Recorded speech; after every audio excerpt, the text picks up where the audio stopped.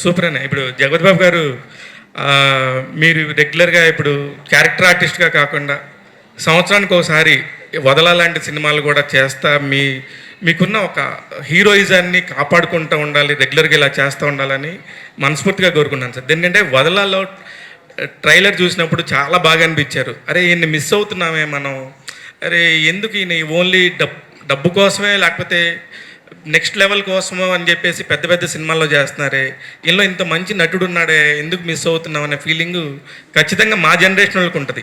ఈ జనరేషన్ వాళ్ళకి మీరు లెజెండ్లో విలన్ గాను, పెద్దిలో ఒక క్యారెక్టర్ గాను అనిపిస్తారు, కానీ మా జనరేషన్ వాళ్ళు మిమ్మల్ని మిస్ అవుతున్న ఫీలింగ్ ఉంది సార్. మీరు కంటిన్యూ చేస్తున్నారా లేకపోతే ఇది అనుకోకుండా చేశారా?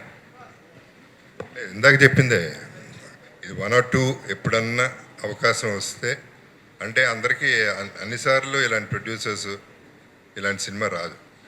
అది వచ్చినప్పుడు ఐ వాంట్ టేక్ మ్యాక్సిమం, అది బెనిఫిట్ వస్తే బాగుంటుందని నేను కోరుకుంటాను.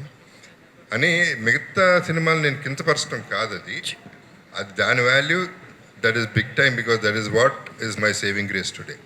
ఇది bonus, I'm hoping for a bonus, that's all. Karthik garu, Jyothibabu గారు, సార్ మీరు కాదు, అమ్మాయిని అడగండి ఏమన్నా ఏంటి సార్ మీ పాపం కర్ణాటకని వదిలేస్తారు ఎందుకు? లేదు సార్, అంటే మీరు కాంట్రాస్ట్ అండ్ వర్సటాలిటీ అనేది ఏ ఆర్టిస్ట్నైనా కొత్తగా చూపిస్తుంది. అంటే మొనాట్నస్ వచ్చేస్తుంటుంది, హీరోగా చేసిన విలన్గా చేసిన క్యారెక్టర్స్ మొనాట్నస్ ఉంటుంది. కానీ వర్సటాలిటీ గురించి మాట్లాడితే మాకు తెలుగులో ఇప్పుడు కరెంట్ మీరే గుర్తొస్తారు. మొన్న పెద్ది అప్పల్సూరు చూసాం, మళ్ళీ ఒక మంత్ కూడా అవ్వకుండానే వదలాలో ఒక డిఫరెంట్ క్యారెక్టర్లు చూస్తున్నాం. ఈ వర్సటాలిటీని మీరెంత ఎంజాయ్ చేస్తున్నారు? మనకి మలయాళంలో మనకి ఇలాంటి స్టోరీస్ వస్తుంటాయి, అంటే కాన్సెప్ట్ ఓరియంటెడ్, అంటే ఒక ఏజ్ గ్రూప్స్కి, అన్ని ఏజ్ గ్రూప్స్కి హీరోస్గా చేసే అవకాశం మలయాళం ఇండస్ట్రీలో కొన్ని కథలకు వస్తుంటాయి. అలాంటి కథలతో రావాలనే ఉద్దేశం ఇంకా ఉందా మీకు?